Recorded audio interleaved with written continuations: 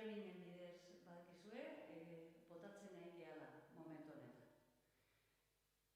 2020ko martxoaren 31ean aurreikusitako JUL literatura hauteskundeak ezin izan ziren ospatu, ongi dakizuenez. Hala ere, gure ikastoletan irakurketaren zaletasunak izan dezakeen erabilgarritasunari erreparatuta, hauteskundeak urrian burutzea erabaki genuen. Eta, hala ere, egin ere. JUL kanpainaren antolaketa erabat ezberdina egitea egokitu zitzaigun momentu horretan. Izan ere, COVID-ak eragindako osasun krisiari aurre egiteko, ikastoletan ezarritako prebentzio neurriak zorroztasunez bete behar ziren. Horretaz gain, kontuan hartu behar izan genuen, JUL kanpainan parte hartzen duten ikastolen lurraldetasuna eta tokiko gobernuek ezarritako prebentzio neurriak. Ezberdinak zirela, alegia.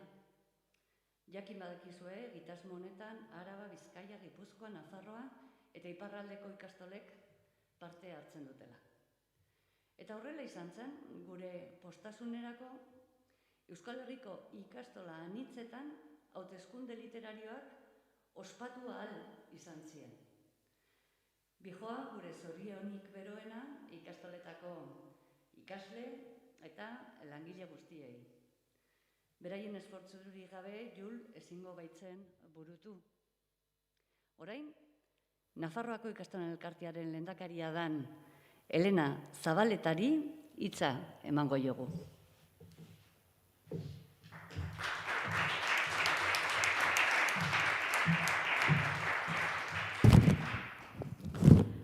Arratsaldeon eta ongi etorri JUL ekitaldi berezi honetara hurbildu zareten guziei.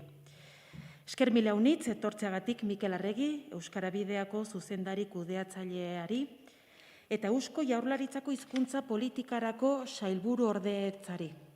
Bihotzez, mila esker urtero JUL egitasmoari erakusten diozuen babesaingatik. JUL egitasmoaren 22. edizioa pandemia batek ere ezin izan du oztopatu. Une zailak bizitzen ari gara, ongi aski badakigu. Ekitaldi hau bera ez genekien ospatzeko aukera izango genuenik. Baina horrelako egitasmoek oxigeno pixka bat ere ematen digute egunerokotasunean.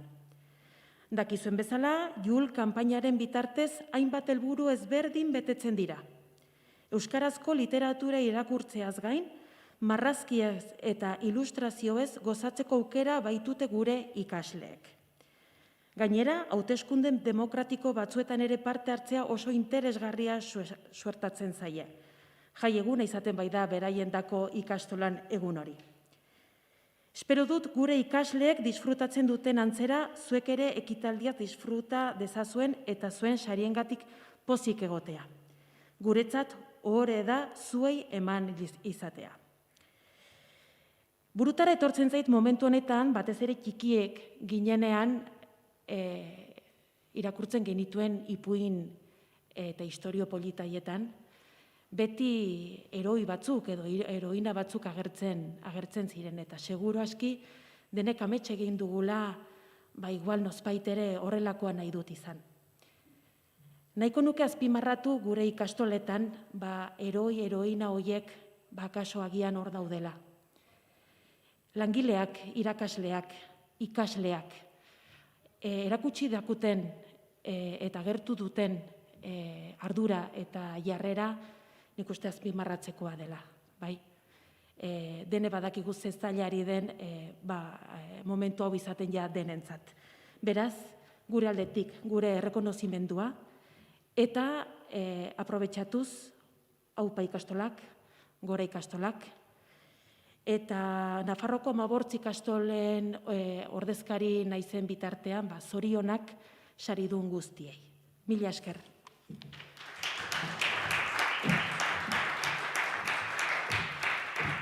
Eskerrik asko, Elena. Orain, Nafarroako ikastolen elkarteko zuzendaria dan Josu Reparazek jasoko duzuen sariaren eta beronen egilearen inguruko informazioa emango dizue.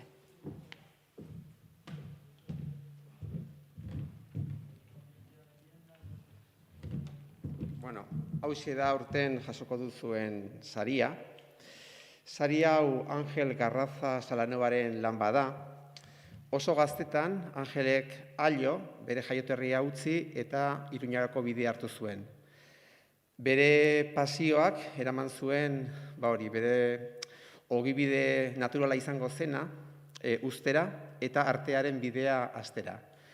Hemen egin zituen bere lehengo ikasketak arte eta lanbide eskolan, eta hemen egin zuen lehengo aldiz topo eskulturaren hizkuntzarekin. Eta bide hori ez zuen inoiz gehiago bere bizitza osoan utziko. Hemendik Bilbora joan zen eta bertan arte ederrak egin zituen eta sortu zuen harremana Oteiza eta Txilidarekin. Eta han aurkitu zuen beste teknika bat eta da zeramikarena eta bide hori bere bizitza artistiko osoan mantendu du. Bere lan guztia sentimenduetan eta arrazoian oinarritzen da. Eta bere buruan dabilen guztiari forma ematzen saiatzen da, zuek bezala. Eta horrek sortzen ditu ikusleen artean milaka irakurketa desberdin. Bere obraren ari osoa, elkarren aurka dauden elementuen errepresentazioan oinarritzen da. Dualtasunean jartzen ditu volumenak eta planoak, materialak, testurak, koloreak eta formak. Bere obra publikoa osoan hitza da, eta sari ugari jaso ditu bere ibilbide artistikoan, eta bere lanak mundu osoko museotan aurki ditzakegu. Lan hau enkargatu genionean, hau da berak buruan sortu zuena eta forma eman ziona. Liburu baten irudikapen pertsonala da.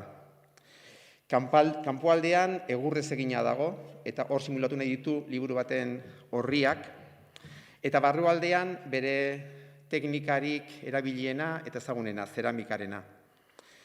Irakurketan aurkitzen alditugun istorioak irudikatzen dira, edo irudikatu nahi ditu berak lan hontan. Paisaia berriak, iradokitzaileak eta nabarduraz beterikoak. Lan hau bere obra guztiak bezala, dualtasunarekiko gogoeta bat dira, maskulinoa eta femeninoa, geometrikoa eta organikoa, kolektiboa eta individuala, barnekoa eta kanpokoa, argia eta iluntasuna, betea eta hutsa, oroitzapenak eta ahaztura, mina eta plazerra, bizitza eta heriotza. Artelan honek bizitzaren dualtasuna ekartzen digu gogora, yin eta yang, aurka daudenen arteko hurbilketa bat. Sari honen tituluak, paisaiak, kasualak, literaturari, sentimenduei, niri, zuri, individualtasunari, denborari, memoriari, bizitzari, minari, pasioei, naturari egiten die erreferentzia. Azken finean, gizakiak naturarekin duen harreman ezinbesteko eta saihestezina erakutsi nahi digu.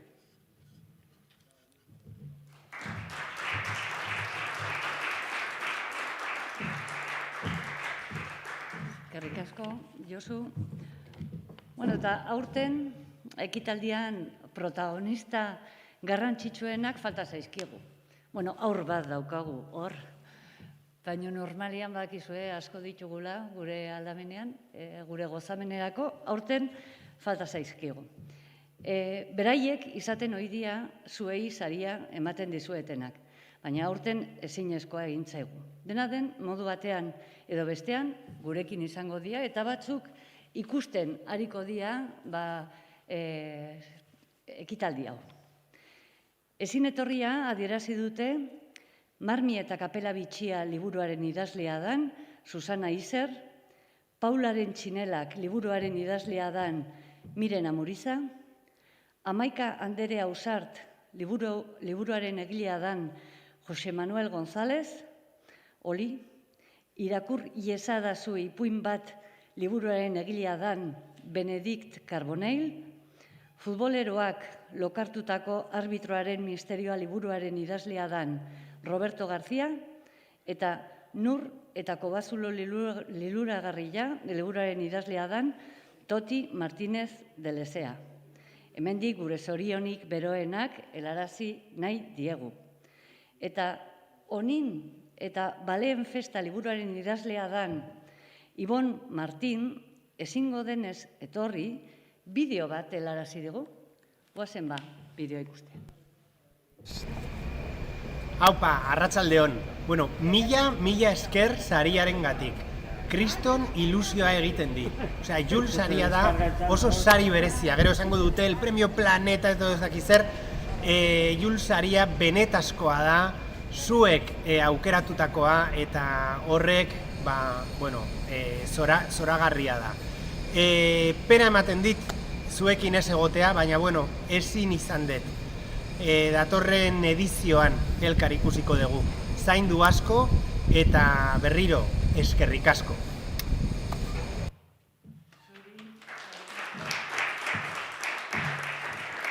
Eskerrik asko berari. Hasiko gea, ja besterik gabe. 6-8 urte bitarteko kategorian, astindu gorputzak marimatrakak liburua dugu bozkatuenen artean. Askatasunean eta aurreritzirik gabeko haurtzaroaren aldarrikapena egingo dute Noak eta Leak. Bi neska alai eta bihurri hauek gogora ekarriko digute azteak berarekin dakartzan pozak. Eta aldi berean bizitza jolasa ere badala. Gogorarazi nahi digute heldu hoi.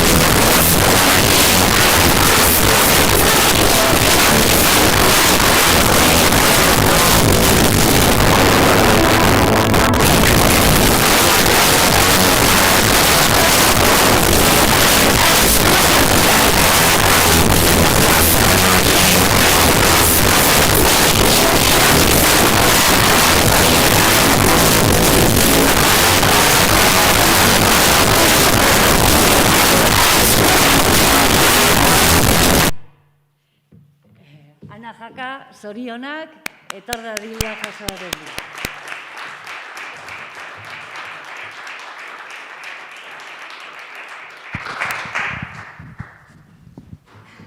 Eskerrik asko. Ez dakit, normalian horrek egiten dituzte galderak, eta agian, zeuez zerbait komentatu nahi duzu, baina, venga. Lehenengo musu bat, gola emango dut, eta eskerrik asko, sari honengatik, zuen botoengatik, marimatrakak irakurtzeagatik, eta ez da ikusten, baina holako irribarre bat daukat, handia. Eta, bukatzeko aholkutxo bat, asko irakurri eta baita ere astindu gorputzak. Eskerrik asko, Ana.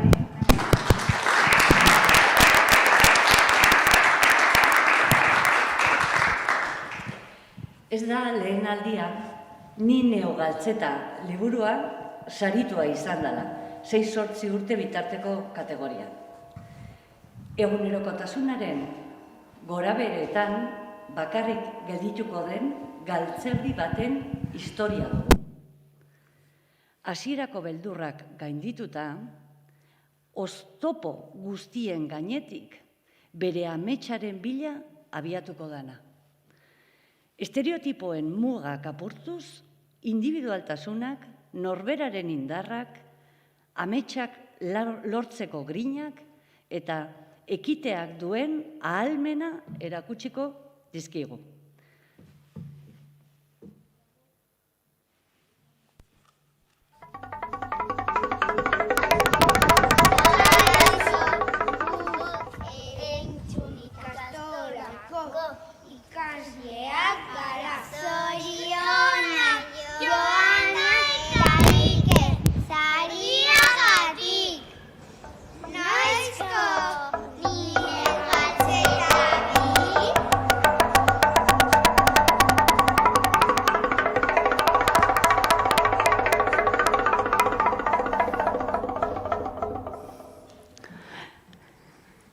Joana Ziganda eta Iker Uriberen eskutik datorkigo historio hau. Beraz, zorionak bioi, igo zaitezte, mesedez.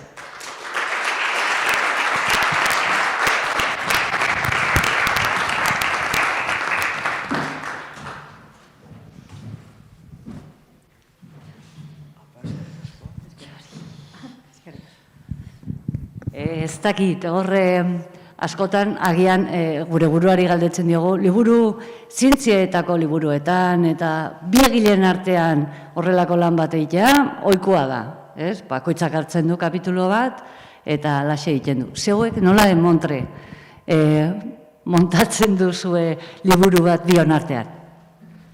Bueno, ni neu galtzeta berezia da, batez ere, Joana eta biok ere bikotea gara, eta, bueno, etxean asko gustatzen zaizkigu ipuinak, eta, olako gertakari xelebre batekin hasi zen istorioa, eta, bueno, gure proiektua da, autoekoizpenean egin dugu, eta oso pozik gaude, batez ere aurrei eskerrak eman dizkiegu, bere bidea egiten ari da, abentura egiten ari da, ez dakit bigarren agongo den edo ez, baina, bueno, galtzeta bere abentura segitzen ari da, eta eskerrik asko denoi.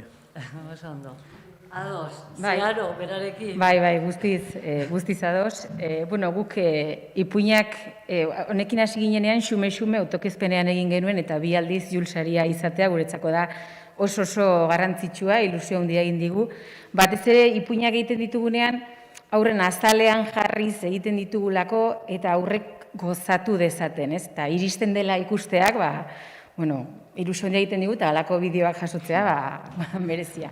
Oso ondo. Eskerrik asko.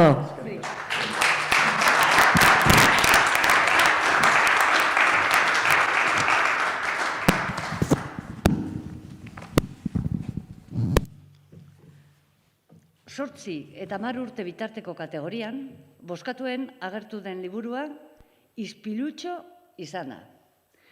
Mutilek deitu didate neska, eta ni baztertua sentitu naiz. Zeren, ni ez bai naiz neska. Nola izango naiz ni neska? Kevin oso triste, astoa baino tristeago sentitu da. Horregatik, errekara joan da. Negar malkoak izurtzera eta ispilutxoari galdetzera. Eta honelaxe, negarrezari zala, bere burua errekan islatua ikusi du. Ispilu batean bezala. Eta galdetu dio, ispilutxo, ispilutxo, ni neskal naiz?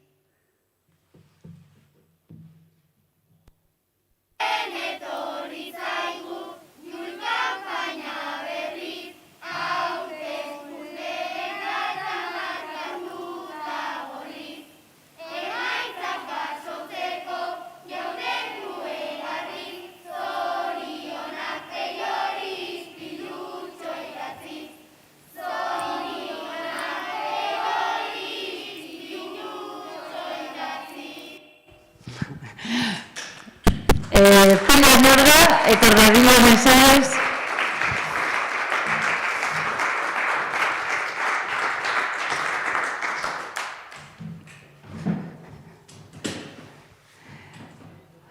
Bueno, nahiko komplikatua eramango dizu. Azaldu gara, Bai, zer modu? Ez, ondo, animalien gandik gertuago sentitzen naiz, lau hankadunan naizen.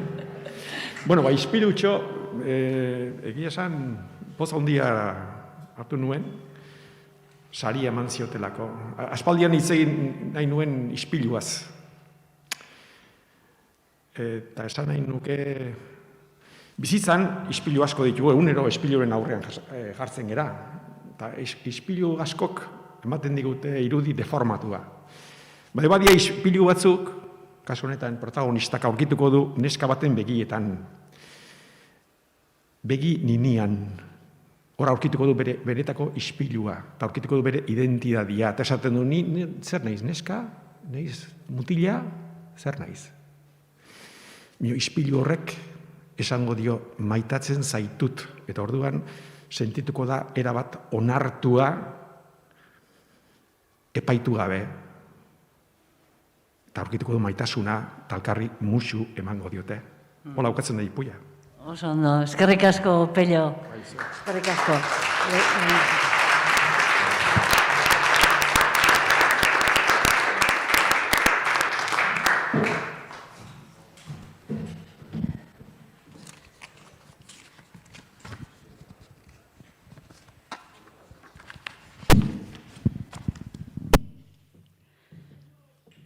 Monstro txikiak zailaren mamutxo bere gurasoen bila oso bozkatua izan da 8 eta 10 urte bitarteko kategorian. 5 lagundia monstruen eskolako ikasleak. Agintxo, mamutxo, sorgintxo, frankitxo eta neskaotxo. Eta haien irakaslea Andereño Herminia. Mamutxok, kasualitatez, deskubrituko du bere gurasoak hiltzat jotzen zituenak bizirik daudela. Parisko jolasparke batean preso.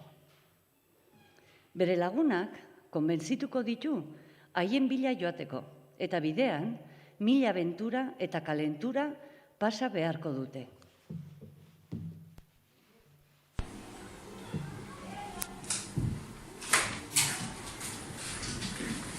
Kaixo, gutan Tirumairu ikastolako irakasle eta laugarren mailako gara. Zorionak eman nahi dizkizugu Arraina Agirretik eta Xabier Zintzigun. Monstro txikiak eta Agintxo bere gurasoen bila ditugu agatik. Zorionak Arraina eta Xabier. Zorionak Alaia Agirre eta Xabier Mendiguru izan duzu arrakastagatik. Mesedez igo zaitezte sariaren bila.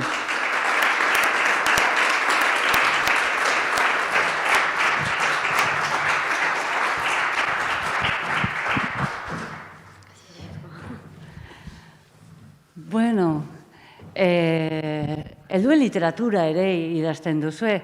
Zein da, bueno, hori beti galdetzen da, zein dan zailagoa eta hori dena, Baina, ze diferentzi dago?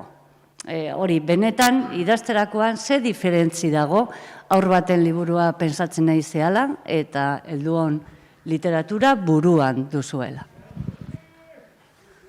Bai, bueno, nik uste desberdinak dira, zuk ondo esan duzun bezala, nik uste klabea dela publikoan pentsatzea, ezta? Eta norentzat ari garen idea, idazten pentsatzea. Niretzat behintzat idazle modura, garrantzitsua edo betetzen hauena da irakurlearen gana iristea, ezta? Eta zubi moduko hori eraikitzea, beraz, ez dakit esaten nola den diferentea, baina bai sentitzen da diferentea idazten duzun momentuan bertan, gorputzean, barruan, eta, gero berez da hitzetan ere bide desberdina hartzen du.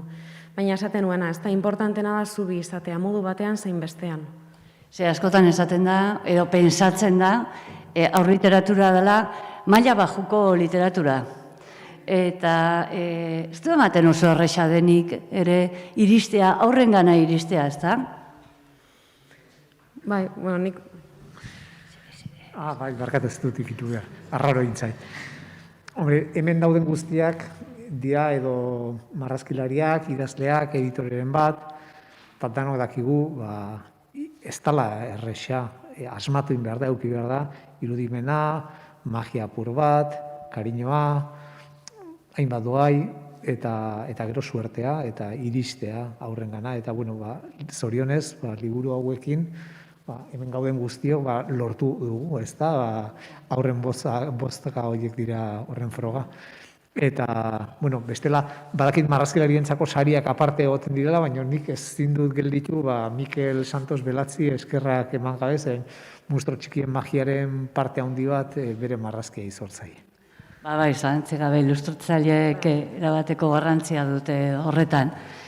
Esker mile. Belatzengatik ere, aipatu nahi nuen, ikuste 3 monstro txiki eder batu garela, eta ni behintzat oso eskertuta nago horregatik, eta, hemen dago, eta, eskerrik asko sariagatik, nik uste jaso genezaken, ustut bion partez esan dezakedala, jaso genezaken laudoriorik handiena dela sari hau erakusten duelako hori. zubi hori egin dela. Beraz, eskerrik asko. Zuei.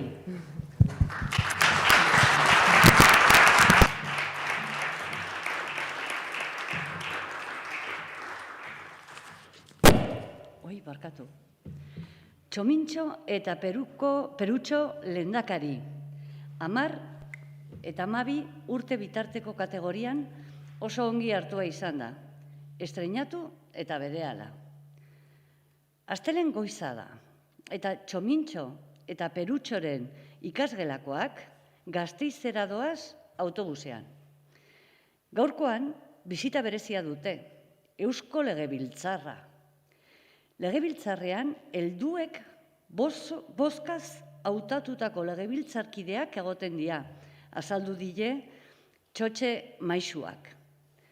Eta zer egiten dutean legebiltzarkideek, galdetu du Urtzik.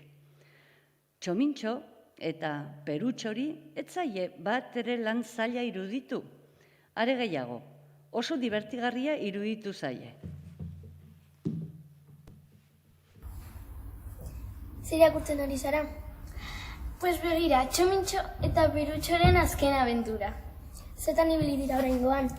Pues lehendakariak izendatu dituzte eta benetan hartzen dute lana, Bukatzen dasunean, pasa beharko didazu. Lizarra ikastolatik zorionak Txomin eta Peru. Eta gure aldetik ere bai, Txomin eta Peru zuen saria jasotzea.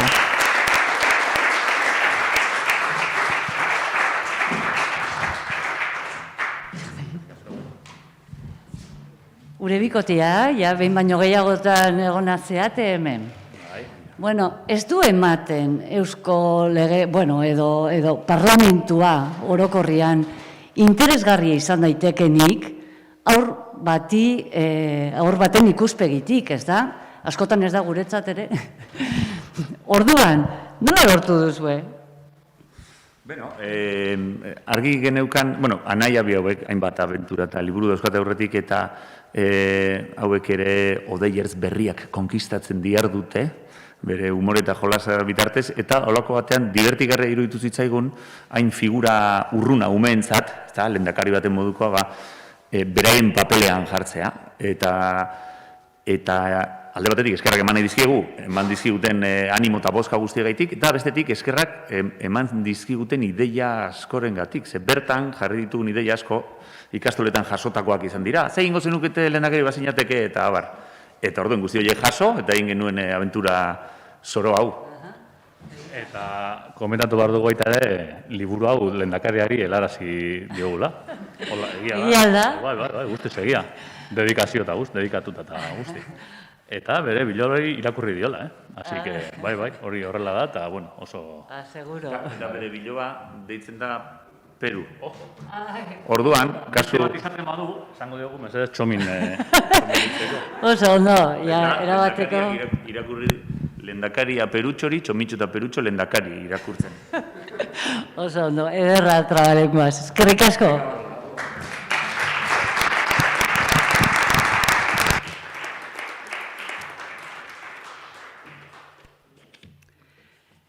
Beti iparralderantz liburua bozkatuena izan da 12 eta 16 urte bitarteko kategorian. Beregilea oraindik ere harritzen da beste argitaraldi berria ateratzen denean eta bere buruari esaten dio agian haur eta gazte literatura gehiago idatzi beharko duela. Bai, hala egin beharko zenuke, Jon. Aita Europa aldera joan zen 20.000. Afrikar asko bezala. Baina haren berririk ez zuenez, 13 urte bete zituenean, Drisa aitaren bila abiatuko da milaka kilometroko bidaian. Hainbat muga zeharkatu beharko du beti iparralderantzko bidean. Abentura horietan, era guztietako personak ezagutuko ditu. Bihotzik ez duten anker miserableak eta laguntzeko prestasun handiko jatorrak.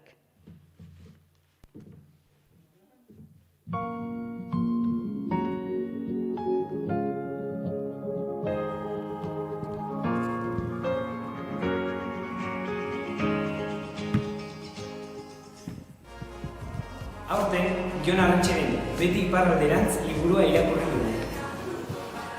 Asko disfrutatu dugu Teresa eta Arturen animatzen. Cristina Fernandezen ilustrazioak ere asko gustatu zaizkigu. Desiratzen gaude Jon Arantxeren beste liburu bat irakurtzeko.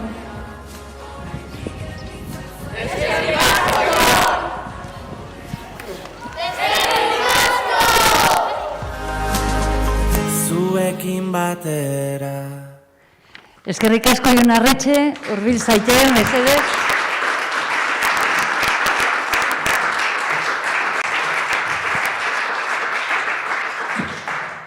Kaixo. Ba, gai serioa, oso gai serioa. Ez dakite aurrek nola, ze iruditzen zaizu, nola hartzen dute. Zergatik handute gustoko. Abenturak dira, edo zer da erakartzen diena, porque ez da lehendabiziko aldia, gurekin zaudela, liburu berarekin. Ba, egia esateko ez dakit. Ez dakit, zegi gustatiaekin, zer ikusten nahi liburuan, aitortu behar dut, lehen esan duzu, aur literatura gehiago idatzi, gutxiago idatzi, eta galdetu duzu baita ber zer dan errezagoa, niri oso zaila iruditzen zait aur literatura ona idaztea, hemen dagozan asko dira espezialistak horretan, ni beldurrez azten az beti honelako liburuak idazten, asko zerosago sentitzenan lagusintzako idazten, ez? Hemen asmatu behar dizu, adin jakin batekin, ze mezuz ere ez da, beldurrez azten az, baina gero, ez dakit, suertea ere, importantea da, hori eraipatu da, eta suerte on hori eukidot, eta ikasli gurtzatea jakie. Eta posten az liburu hauze, leku askotan irakurtea egitik, bertan agertzen den gaia, etorkinak, eta eurekin izan behar dugun errespetoa, eta inoiz baino importanteago iruditzen eta gaur egun. Orduan, eskerrik asko esan behar utzi, irakurtza egitik, boskatza egitik, Andramari ikastolako ikaslei eskerrak amone dutze daz, hor egin da ben bideotzoa egitik. Eskerrik asko zuri, Jon. Zuri.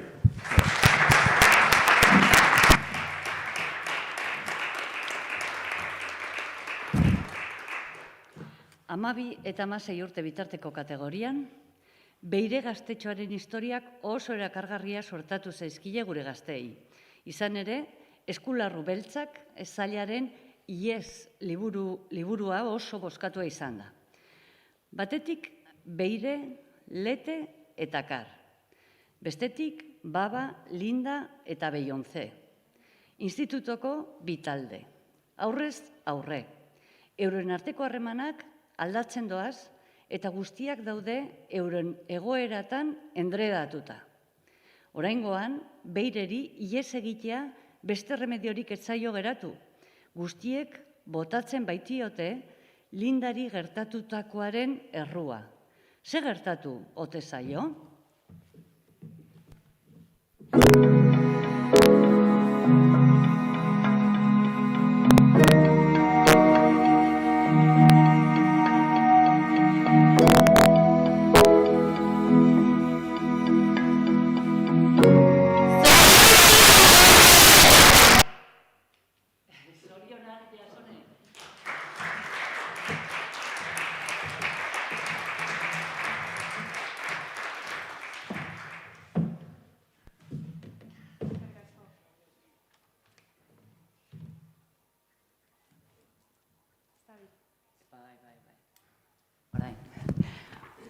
Bueno, liburuetan, beti orain ze proiektu duzu. Zertan naizea, Jasone, kontatuko diguzu?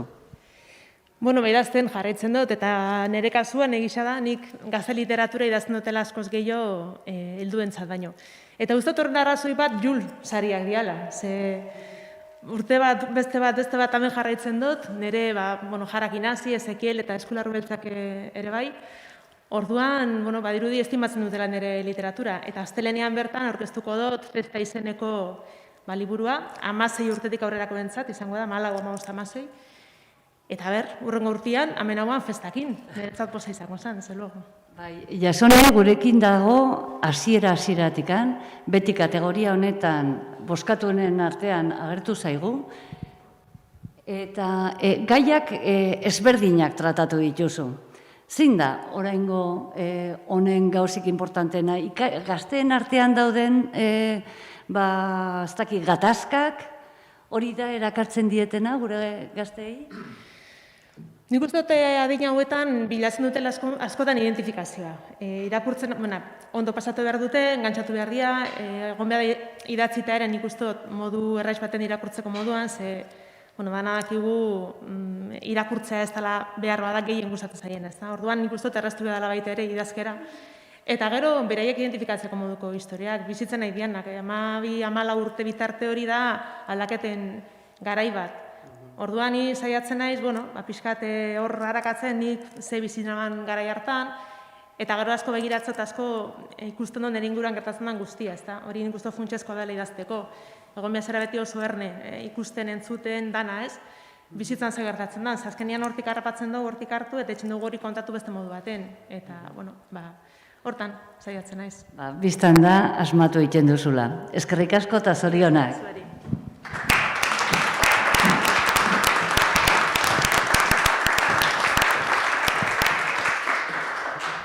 Amabi eta 16 urte bitarteko kategoriarekin bukatzeko, elurraren formula liburuarekin egingo dugu. Bikote krisi latza dute Manuk eta Martak. Eta banatzeak saiestezina dirudi.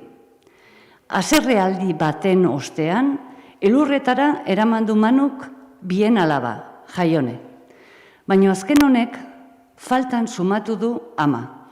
Eta egunaren oroigarri elur bola bat eraman nahi dio. Naiz eta arrisku handia duten etxera iristerako dena urtu eta ur putzu bat besterik ez topatzeko. Idatzi duten formula mesedez. Ez dut gogoratzen. Banatzen bi, ez dakit? Zailazak ikastelan ez denekien zehizen elorren formula, baina betala ekaren liburu irakurrietaren osan eta izan. Maitasuna, oso honi. Zorionak direktor Zailazak ikastoratik. Bertol, Arrieta, zorionak eta ongietorri berriro.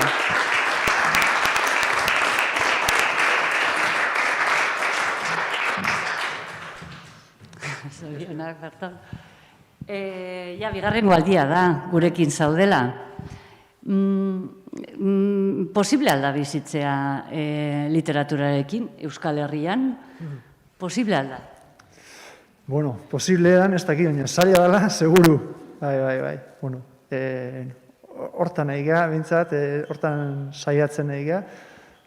Batzuk, eta, garbi dauna da, bidea itea dela kontua, eta jardun eta jardutea, eta pazientzia handia izan behar dela, baina hor, arazo ekonomikoa izaten da batez ere, eta ekonomia eta pazientzia normalean ez datoz bat, eta hori izaten da arazo nagusia. Eskertu behar dugu, jende gaztea, egile gazteak ditugula gure artean, seguru oso zaila sortatzen dela eseritzea eta egun osoa ematea hortan. Esaten dute, behar dela, ez dela inspirazioa etortzen, baizik eta lana dela, ekartzen aldizuna inspirazioa. Horrela dela iruditzen zaizu? Bai, nik uste baietz, ez? Liburu honek pixkat maitasunaren formulaz galdetzen du, ez? Erantzun baino gehiago, nik uste maitasunan azkenean norberak bere formula bilatu behar dula, ez da? Eta, literaturan ere pixkat horrela da, ez? Bakoitzak bere formula topatu behar du, eta ez dago formula magikorik zorionez, ez? Ze formula magikoa balego, magia guztia galduko luke literaturak, ez? Baina bai, lana da, dudik gabe, egunero egotea, emaitzak ekartza dituna. Bertol, esker milea, magia ekartzagatik.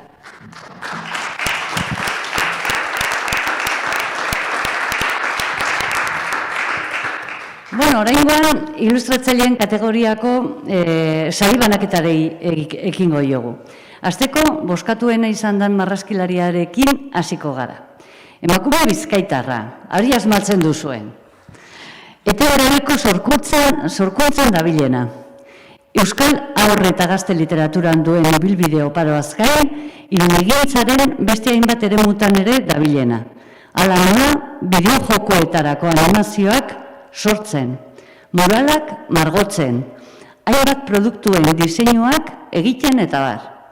Bere azken lanen artean, bere lehen album ilustratua argitaratu berri dana. Ez dakit marrasten izenburupean.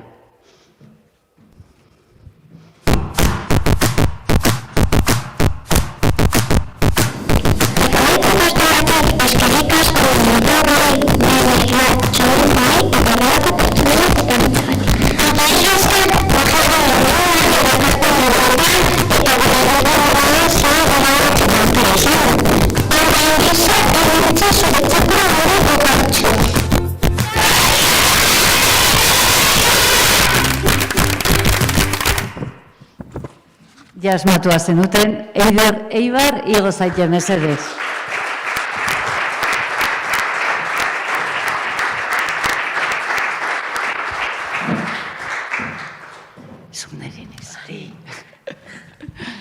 Bueno, zure lehen album ilustratua argitaratu duzu. Ze kontatzen aldi guzu? Kontatu aldizuet izenburua, dala ez dakit marrasten, eta asko erakartzen omen du izenburuak, jendea galdera asko egiten dizkit liburuan inguruan, eta ez dakit zer erantzun. Azkenean liburuan kontatzen dena da, badagola jarrera bat aurren inguruan, aurrekin saioak egiten ditudanean eta beti aurkitzen dut aurren bat, ez dakit marrasten, esaten didana, baina hasita segituan, ja etxetik dator hori erabakita, ez da momentuan. Eta normalean dela jarrera aldaketa bat, behar duguna marrasten hasteko, eta askotan izaten dela arkatza hartzea bezalako kontu simple bat, ez? Eta liburu horri buruz da, askotan jarrera aldatu behar dela. Bueno, eskerrik asko, eta Faiako ikastolako aurrei marrazki zoragarri horren gaitik, kasi negarraz ezin naiz. Zer polita, oso polita. Hori, eskerrik asko saria gaitik, eta nik ez dakit lehen ze galdera egin duzu, baina okurritu zai gauza bat eta orain esango dut. Eta da, niretzako marrazkiak egitea, ez diguzue galdetzen hau, baina helduentzako marraztea eta aurrentzako marraztearen arteko desberdintasun horretan, nik esango nuke aurrentzako marrazkiak egiten ditudanean nik irudimena pila bat erabiltzen dudala. Eta askotan idazleek pasatzen dizkiguten testuetan egoten direla mundu fantastikoak, pertsonaia oso bereziak, oso ez dutenak askotan ohiko logika izaten, zoroak, asmatuak, eta niretzako oso nik askatasun izugarriarekin marrazten dut, aurrentzako marrazten dudanean, eta gogoa daukat jakiteko oraindik zenlako marrazkia dauzkadan egiteko, ez egin ditudanak, eta ezagutzen dituzuna, bizik, eta zeintzuk etorriko diren jakiteko gogoa daukat. Galdera berdina, porque gelituzea gogoakin zer da zailagoa, bata da hori oso komplikatua, porque mundu magikoa idorikatu behar da, baina zein da orduan zailagoa? Aurrentzako egiteko duen egunaren arabera, ez dakit, eta gaiaren arabera. Zailagoa, niretzako marraztea ez da zaila, da momentua eta ideia izatea. Zaila ez da, zaila letxuga garbitzea da, marraztea ez dakit. Ez dakit esaten. Letxuga garbitzea ez da zaila. Ondo garbitzea. Bueno. Marraztea ez da zaila. Bueno, denek dakigu marrazten orduan? Denok dakigu, bai, nik uste dut marraztu deno marrazten dugula, marrazkia komunikatzeko bide bezala hartzen badugu. Gero badago artean sakontzeko aukera, eta hori ogibide bihurtuta, edo artista izugarri handia bihurtzeko era, eta museotan ibiltzeko era, baina nik dinoten marrazteko era hau, piratek elkarri altxorra non gordetzen zuten, esateko erabiltzen zuten mapa hoietako marrazki, zirriborro marrazki horiek egiteko gai deno gara, eta hori komunikatzeko era bada. Eta horretarako gai deno gara, gai noski. Bueno, eskerrik asko, Eira.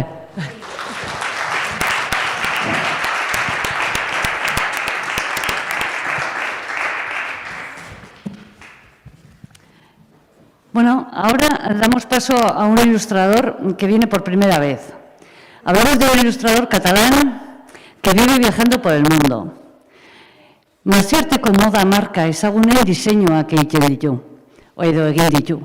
Eta gaur egun artista grafiko independente eta aurre eta gazte literatura ilustratzaile lanetan diardu. Iban Martinek idatzitako Oin zailaren marrazkiak bereak dira. Beti erroboka berrien atzetik dabilen irudigilea.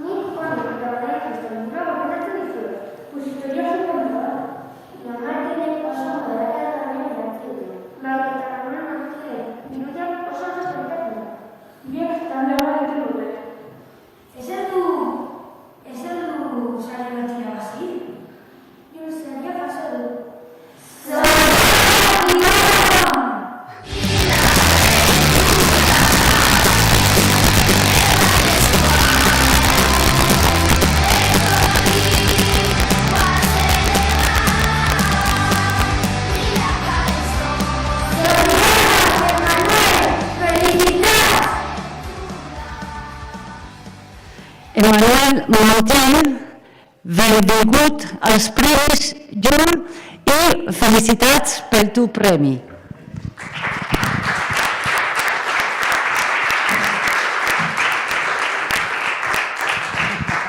Felicitats. Muchas gracias. Bueno, disculpad que no hablo euskera, pero no sé. Muchas gracias, no sé, ¿qué queréis que os cuente? Estoy muy agradecido de estar aquí, gracias a Ivonne, a Álvaro y a todos. Y tienes la suerte de encontrarte con un montón de ilustradores. Sí, muy buenos. Muy buenos, sí señor, sí señor. También has estado en el mundo del diseño, del diseño gráfico. ¿En este momento estás ahí o estás solamente dibujando? No, también todavía estoy, sí. Diseño estampados para marcas de ropa. Sí, pero prefiero dibujar libros infantiles. Sí, ¿no? Sí, molt millor. Muy bien. Felicitats. Eskerrik asko. Gracias, eskerrik asko.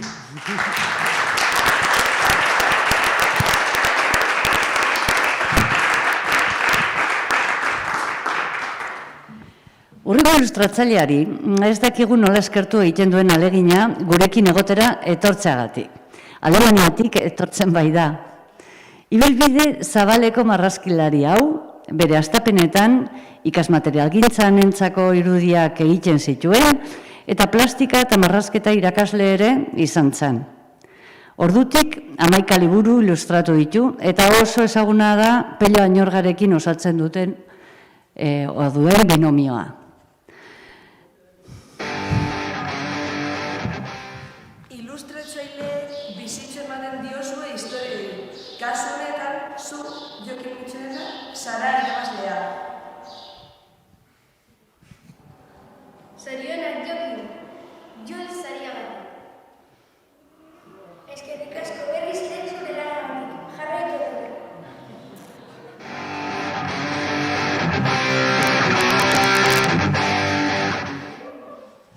Jokin Mitxelena, ordu zaitez.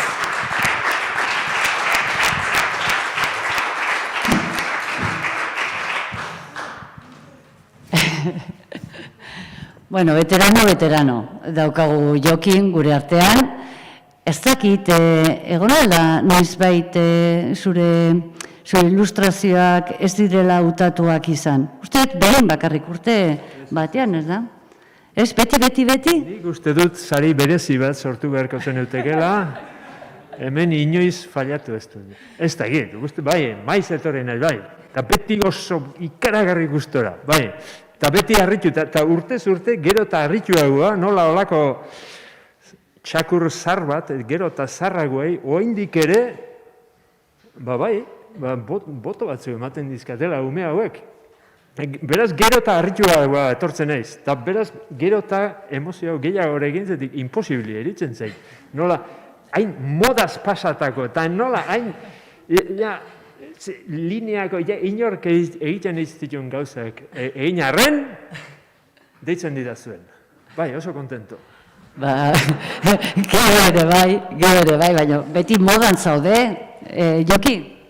Bai, onartu behar da modan, hola, bai. Bueno, ikusten duzute hemen glorioso gutxi batzuk etorri gala, bai. Hau zelebratzera etortzen gea batzuk. Bueno, pensatu, danak etortzen diela, hau zelebratzera, baina ikusi dadila, baietz. Zelebratzera etortzen gela. Oso, no, eskerrik asko hauekin.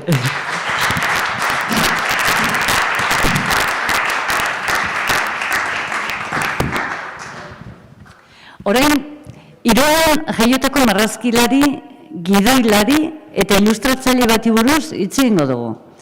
Komikigintzean eroso mugitzen da, bai eta aurrentzako ipuinak marrazten ere. Tim Burtonen Nightmare Before Christmas irakurketa liburuan jarduerak ilustratu zituen. Horretaz gain, publizitate eremuan lan egiten du. Eta seguruenik bere lanik ezagunenetarikoa El Tesoro de Lucio izan da. Segi horrela, Belatz.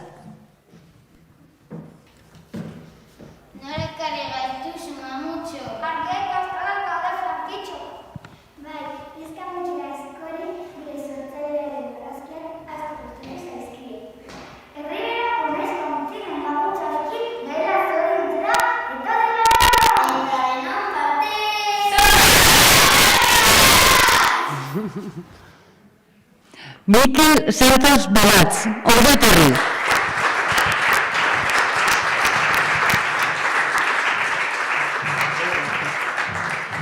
Ongi etorri, Jul Sarietara.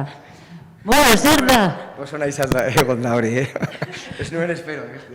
Bai, begira. Ezagutzen altzen nuen, Jul, saria jaso baino lehenago? Bai, ezagunak dira, bai, ezagutzen ditun, sariak. Bueno, eta...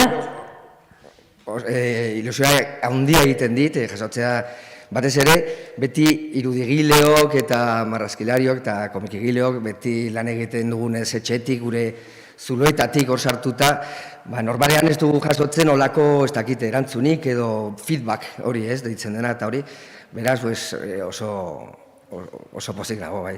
Eta guri izugarrizko ilusioa egiten digu, bai zeuak etortzea, bai saria ematea, eta bai danak bilduta aurkitzea. Eskerrik asko. Bale, zuei.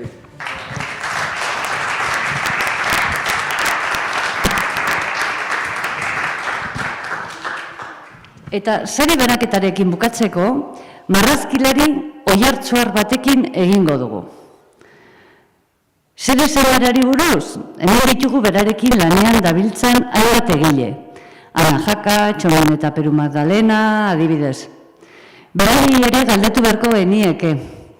Animazioan eta marrazki bizidunen munduan ibilia. Eskolako liburuak, ipuruak eta bestelako marrazki lanak ere egiten ditu. Komikiak, personaien diseinuak, karikaturak eta publizitate lanak. Lan oparoa.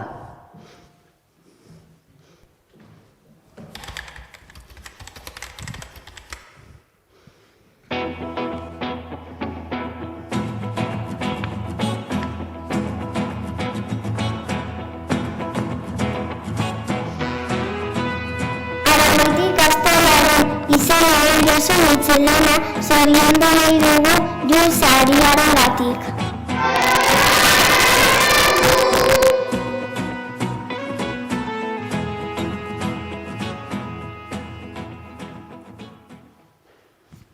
Josu Mitzelana.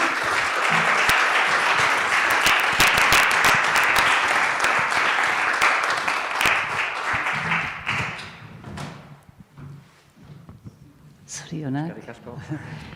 Hemen dituzu batzuk, lan egin duzu batzuekin, hemen dauden batzuekin. Zailak aldia? Markatu? Lan egiteko zailak aldia, jatzen aldituzte pegak. Idazle hauek, Ana Jaka, Magdalena. Ez, idazlikin arazik ez. Gestuak editariak dira, orba ozte editore batzuk. Gestuak editariak dira, idazliak supermajo dira. Bai. Eta editoria zergatik, bereie jatzen dituzte mugak eta pegak? Ez, bromaite gati da. Iotzen da Jokin Michelena eta nigola ioitxeu, ez? Jarraitxu behar da, zeakien, ez? Bromakin. Oso ondo, ez dira zailak beraz, idazlea gutxienez ez, hori seguru. Bai, bueno, kasu honetan, bi kasutan, bi anai bilurri eta bi aizpa bilurri, eta bilurrik ere jakitxe dituzte, mugimendu asko dago, eta orduan pixka literatura bidenez, ez, ume bilurri batzuk, ez dira gehatzen, mugimendua, eta ne marrazkia pixka tortik dihu ez, gustatzen dit mugimendua ematia, eta orduan, pixkat egokitu iten zait gaia, eta, ondo. Oso ondo. Posten eskerrik asko, Josu.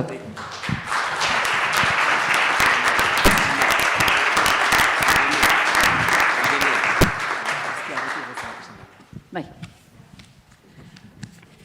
Bueno, gaur eta gazte literatura irakurtzearen plazerrak eragiten duen divertimentuarekin eta eskaintzen duen ihes egiteko aukera zoragarriarekin zerikusia dauka, besteak beste. Liburuen bitartez, harreman estua ezartzen da aurre eta gazteekin, zintzuk euren memorian hainbat pasarte, personaia edo emozio mantentzen eta mantenduko dituzten eta euren bizitza osoan zehar berpiztuko dituzten. Zuei esker, idazle, ilustratzaile, itzultzaile zein editore, irakurketak eta irakurritako testuen ulermenak mundu, ideia, sinismen eta ezagutza berriak aurkitzea dakarte. Inguratzen gaituen mundua ulertzen eta aditzen laguntzen digute. Halaber, aurretik jakindakoa berriz deskubritzea bideratzen duzue. Eta atseginak, interesgarriak edo etikoki kontuan izan beharko genituzkeen alderdiak ezagutzeko gaitzen gaituzue. Hartara, irakurketak iraganaren ezagutzara, oraingoaren ulermenera eta etorkizuna eraikitzeko bidaiara bultzatzen gaitu. Jul egitasmoaren bidez, ikasleek dibertsioagatik eta entretenimenduagatik irakur dezaten dute helburu nagusitzat ikastolek. Ikasleek askatasunez hartutako erabaki batetik abiatuta. Irakurketa ikasteko bidea izateaz gain, divertimentu bihurtzeko aukera dute. Aldi berean, euskaraz irakurtzeko eta euskaraz ahoz aritzeko planteatzen zaizkien jarduera ezberdinei esker, Jol egitasmo euskarazko eduki berriak sortzeko aukera da ikastolentzat. Horregatik guztiagatik, zuek gabe, Jol egitasmoa burutu ezingo genuelakoa, mila esker. Eta orain, hurbildu zaitezte mesedez, talde argazkian ekitaldia egitera. Bukatu aurretik, hori guztioi zorionak, pena handiz ezin dugu eskaini hain gustokoa dugun ardoa eta abokadua. Eta horren ordez, badaukagu hemen lehenengo solairuan, Jul da gure klasiko bat, baina artea oinez, eta Nafarro oinezen barruan daukagun egitasmo oso sendo bat, eta bertan dituzue ikusgai, 85 artista euskaldun oso guretzuren lanak. Orduan, nahi baduzue, konbidatuta zaudete, bizita egin eta zuen artean ere hitz egiteka. Eskerrik asko.